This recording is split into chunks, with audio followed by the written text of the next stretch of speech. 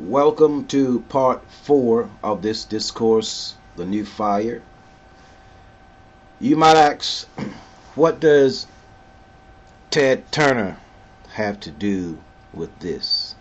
What madness is Itol Iman speaking? I want to try to make this as clear as possible. When we think of Chinese characters or Japanese characters, mostly we think of shadows. When we think of Arabic characters, we think of fire. So what we're doing here is looking at the skeleton of this situation. Let's say this year is a year of change. Obama is here. So to signify that change, we're going to look at Ted Turner. The big conglomerates, the moguls. Okay, remember how we used to have the 8 tracks, and then we went to the cassettes, and then from that we went to digital, how we went to CDs, and you could put more information into a small space. So you got rid of the big compact boom boxes, the big compact VCRs, then we went compact, but we can put more information on that space. So getting to broadcasting, let's look at the electromagnetic spectrum, because everything is getting kind of spooky. But if we look at sort of like Close Encounters of the Third Kind, if you will, so let's look at what's happening here in 2009, Obama and the change. We're leaving, broadcasting is leaving the ancient analog system, and we're going into the digital system. So we got HD TV, high definition TV. So somebody decided, okay, we're going to free up the airspace. Now that's going to allow more people to utilize the airspace, but it's kind of weird because one doesn't really have anything to do with the other. So we see that something's going on. It actually reminds me of HAARP, the regulation of the ionosphere with the HAARP thing, but we're going to get into that later. But there is a change in the air. So for some reason we're going to free up some airspace, some broadcast space, and then just like from the VCRs, we went into the CDs. So from analog we're going into digital. So we're like compacting the airspace, but at the same time we can put more information on it. We're actually freeing up some space.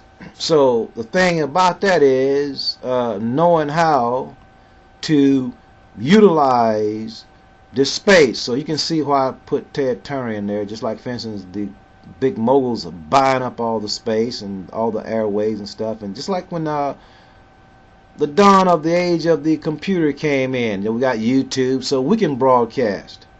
So it's just not those people that has all the money that can reach millions and millions of people.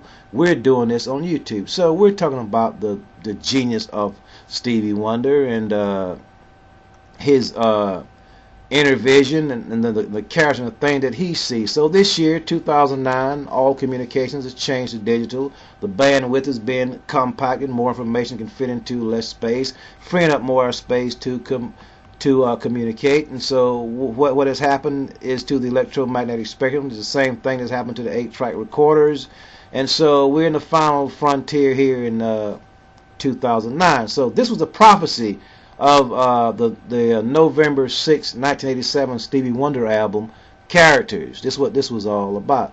Not only does characters symbolize letters, etc., it also symbolizes people, as in the homeless, in their many dramas, the homeless people you see on the street, the different personalities. The world has become a cage of every foul and unclean bird.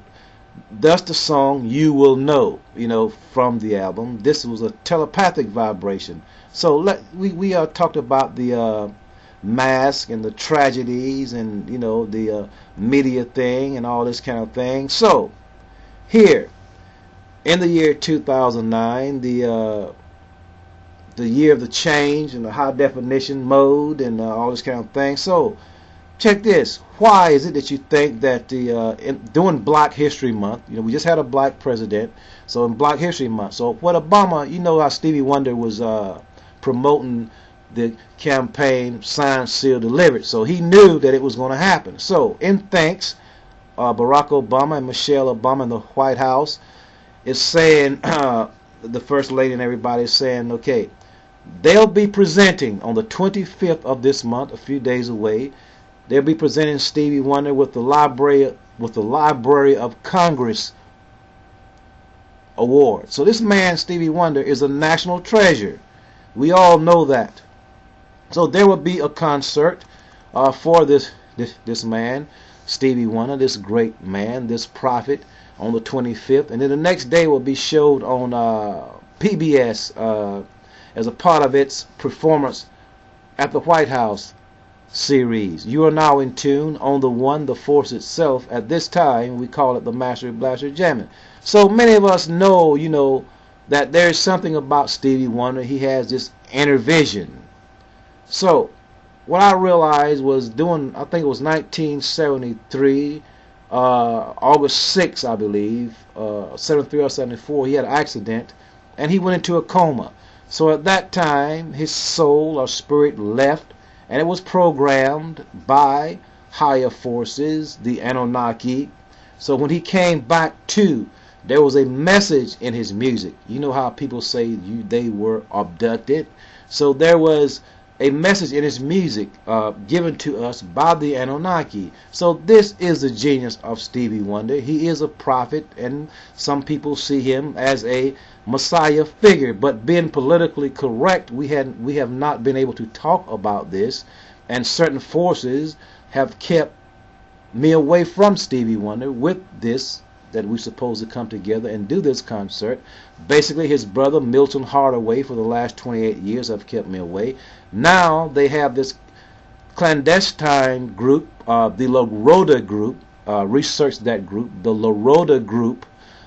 They control Stevie. They're his esoteric security, and they promote and produce his concerts. So they are the handlers for some other higher power. This is the fence that's around Stevie Wonder that will not let truth get to him. So we have formed the axis. We are getting stronger. More people are into this vibration. So we're going to tear down that wall of illusion, that we bring to you the practicality of this information that we have, and it is urgent. So we ask all of you out there who are concerned, research the La Rota group. And then if you want to contact the La Rota group and voice your opinions of this matter, feel free to go ahead. This is a revolution.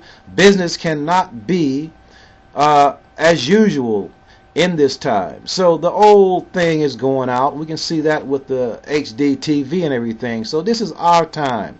We have a black president in office, and this thing is way beyond our wildest imagination. So we ask all the conscious people out there to join us in this endeavor called the Master Blaster Jamming, and look into the esoteric side of Stevie Wonder's music. Stevie Wonder is one of the greatest black men that ever lived upon this planet. So we can't let our prophets die or get killed without honoring them correctly. We cannot just wait on the government to say, okay, this is a great man. We know the greatness of Stevie Wonder. We know that there's a concert, just like Woodstock was. And there are many people out there. I've contacted some people myself who know that there should be a concert to try and contact extraterrestrial intelligence. Even the government themselves, through the SETI program, is trying to contact extraterrestrial intelligence. With us, they say it's a national security risk if we try to do it, but the crop circles dictate that. So who job bless, no man can curse. So there is no fear. This man is a great man, so let's keep the legacy alive. Peace.